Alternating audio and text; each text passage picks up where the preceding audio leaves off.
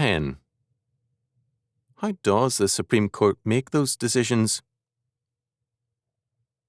I've often wondered how the US Supreme Court can make such strange and far-reaching decisions.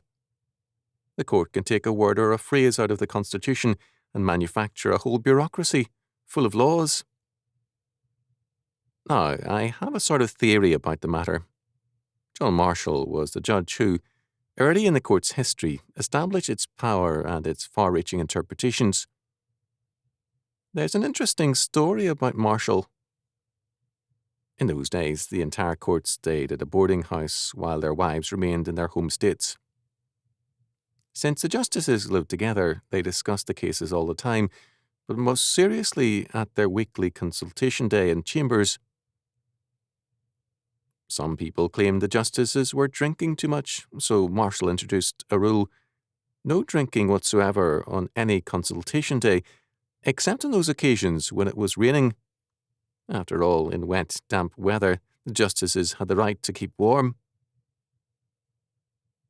After a week of sobriety, a consultation day came along, and Marshall was getting thirsty.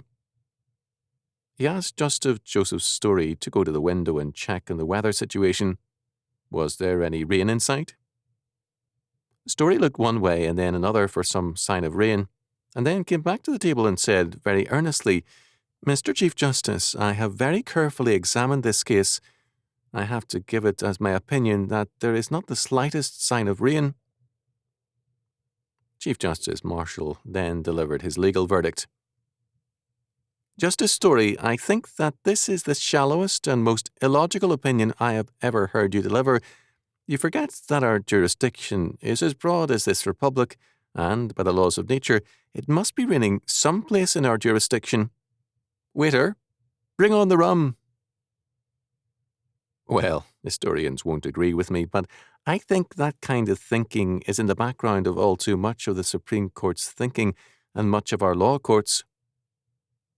A man who wants a drink will always come up with a reason for it, and the judge who wants to justify his prejudices will give us Marshall's logic every time. And for this kind of thinking, we call them justices.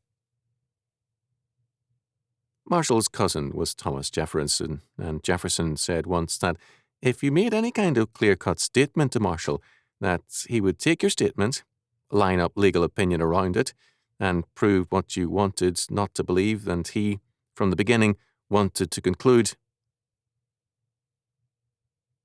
In other words, he made your words a means of embarrassing you. Perhaps that is the reason why many view Marshall as a great judge. Maybe, but not a great champion of freedom.